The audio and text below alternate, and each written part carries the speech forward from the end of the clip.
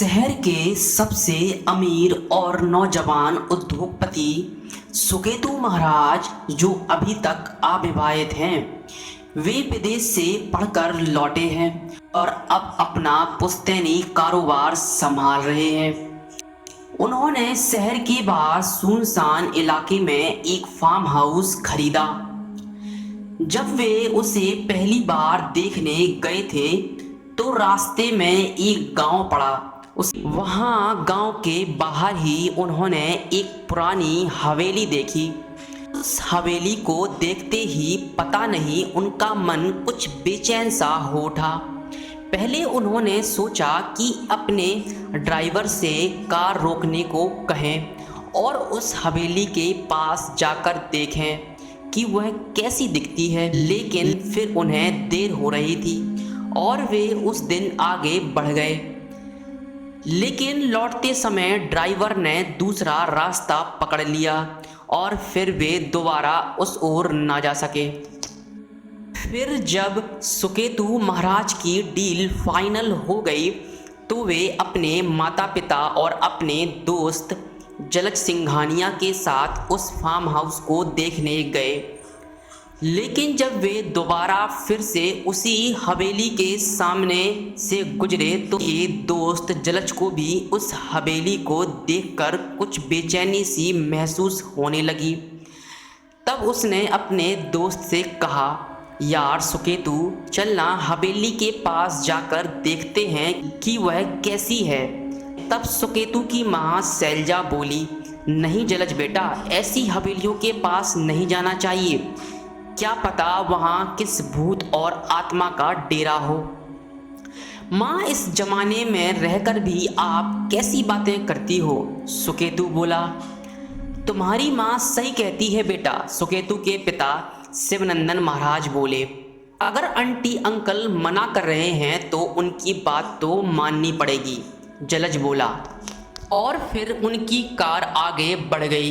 वे सब farm house पहुंचे और वहां एक आधा दिन रुकने की योजना बनाकर ही आए थे, क्योंकि वहां का शांत वातावरण सुकेतु को भा गया था। वहां का बूढ़ा चौकीदार धनीराम और उसकी बूढ़ी पत्नी चंपा ने सबके लिए भोजन का इंतजाम किया है। और जब शाम हो गई तो जलज और सुकेतु ने योजना बनाई कि चल उस हवेली में होकर आते हैं। उनकी इस बात को चौकीदार धनीराम ने सुन लिया और उसने बोला, बाबू साहब, इस हवेली की ओर जाने की भूल मत करना। तब जलज ने पूछा, ऐसा क्यों कह रहे हो धनीराम काका? बस बेटा, यह जान लो कि वह हवेली मनहूस है और जो भी वहां जाता है बचता नहीं है, धनीराम काका बोले। लेकिन क्यों काका, ऐसा क्या है वहां? सुकेतु ने पूछा। तो आप दोनों सुनना चाहते हो उसकी कहानी, धनीराम काका बोले। किसकी कहानी? जलज ने पूछा। रेशमा बाई की कहानी, धनीराम काका बोले। तो हमें भी सुनाइए ना रेशमा बाई की कहानी, सुकेतु बोला। तब धनीराम काका ने कहानी सुनानी शुरू की। कहानी की शुरुआत होती है एक दिन से। उस दिन सूरज धरती को आखिरी सलाम पेश कर रहा था। शाम घिर आई थी कि तभी सोनपुर गांव की उस हवेली में अचानक एक चीख गूंजती है। आवाज किसी लड़की की है, कहती है, मुझे हवेली से मत निकालो, ये मेरा घर है, वरना मैं तुम सबको बर्बाद कर दूंगी। कोई कुछ समझे इससे पहले एक चीख और गूंजती है, मगर इस बार चीख में मौत की तकलीफ घुली हुई थी। पानी पानी करहारने की आवाज़ के साथ कोई लड़की पानी मांगती है। ये वाक़या कहीं और होता तो शायद कोई ना कोई मदद के लिए आ भी जाता, मगर वो वाक़या उस हवेली में हो रहा था। उस लड़की की आवाज़ सुनकर उस गांव में हर कोई डर से सहम जाता था, क्योंकि पिछले कई दशकों से ऐसी चीखें इस हवेली से निकलती रहती थी और लोग कांपते हुए सुबह का इंतजार करते थे। लेकिन धीरे धीरे दिक्कत बढ़ती गई। वहाँ घुंघरुओं की आवाज़ सुनाई देती थी, नाचने की आवाज़ें आती थीं।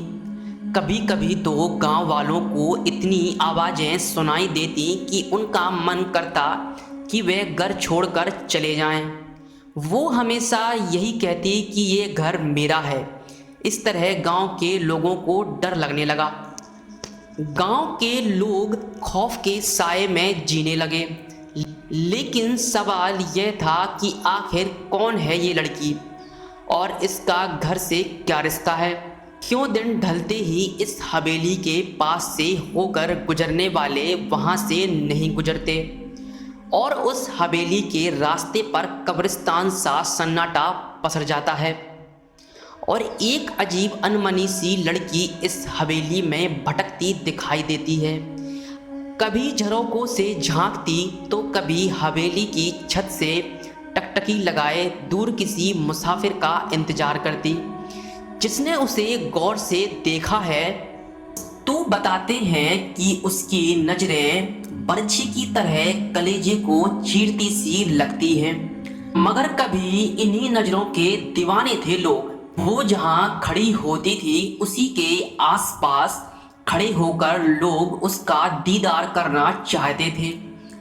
जिस घर में वह रहती थी उसकी खिड़की पर लोगों की नजरें टकटकी लगाए रहती थी।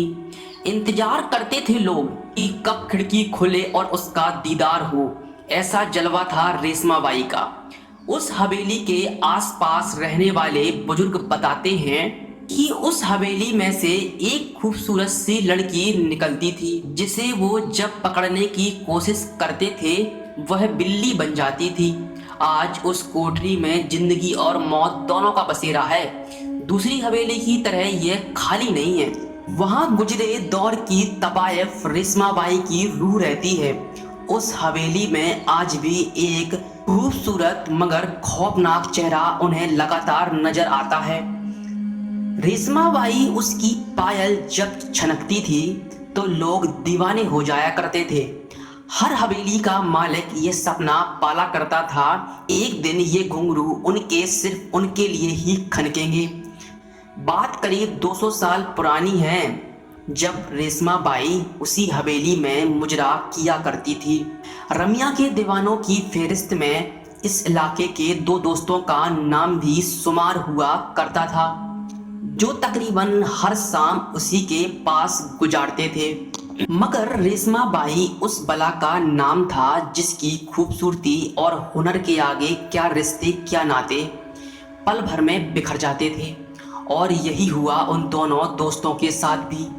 रेशमा को लेकर दोनों इस कदर जज्बाती हुए कि एक दूसरे की जान के दुश्मन बन बैठे। और जब रेशमा बाई ने बेकाबू हालात काबू करने की कोशिश की तो गुस्से से लहलाता एक खंजर रेशमा बाई के कलेजे में उतर गया। दरअसल यह कहा जाता है कि दोनों दोस्तों की लड़ाई में रेशमा बाई बीच बचाव करने आ गई थी। वो चाहती थी कि दोनों में खून खराबा ना हो, लेकिन हुआ इसके ठीक उल्टा।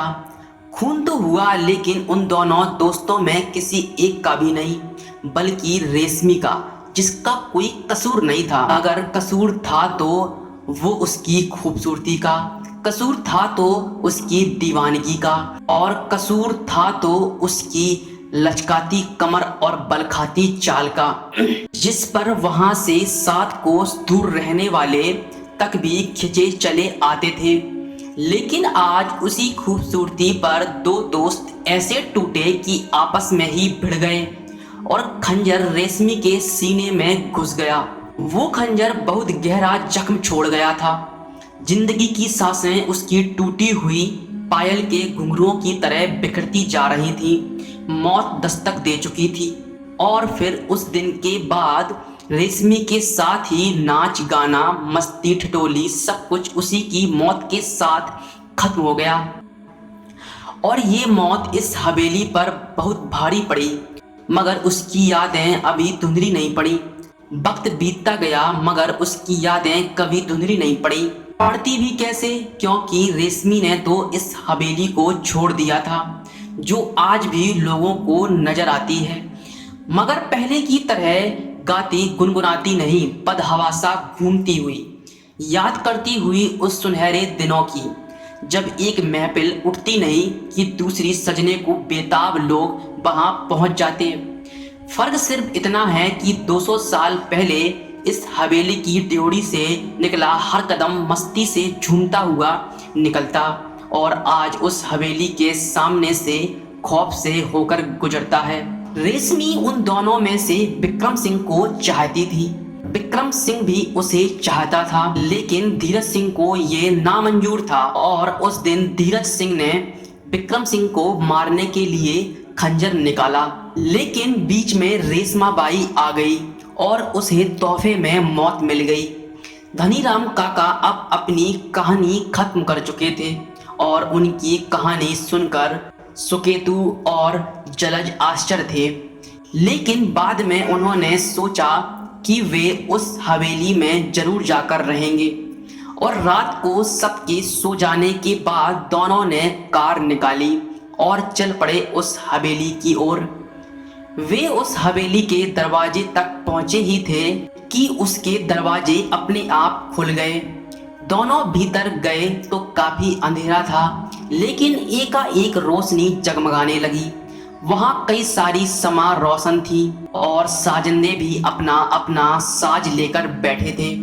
तभी एकाएक वहां सुर्ख लाल सरारा पहनकर एक खूबसूरत सी तवायफ आई। उसे देखकर दोनों के मुंह खुले के खुले रह गए।